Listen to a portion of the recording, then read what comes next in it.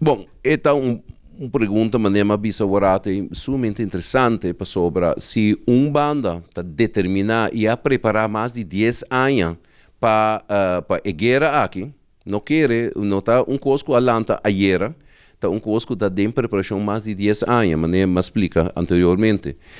E se você tem em conta que o mercado já para 2, 3 semanas acaba está vindo para avisar e a avisar concretamente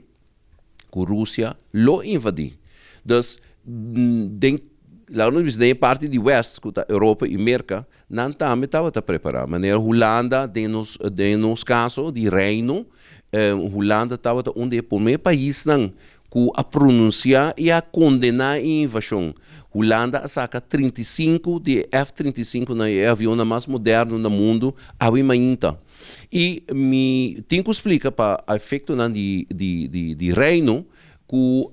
Holanda mesmo estava tendo diferente discussão com a Rússia nos últimos 10 anos também. E o último, mais recente, muito importante para mencionar, tá, que o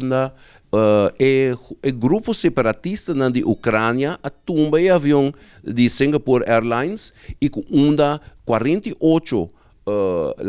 compatriota dos holandeses a falecer e nós por hasta bisa cerca de casos que jude Corsou também a falecer em viagem aí e den crash que estava tendo e estava ocasionando míssil russo. Então, de caso que a Holanda na banda de todo o conflito no mundo de indústria, de comércio e de espionagem na Holanda, junto que é aspecto de nós perde 48 holandeses, está ponto sumamente de remarcar que se de caso que o governo holandês manda tropas e aviões, sei que mesmo que a Holanda lo sai com a Ucrânia.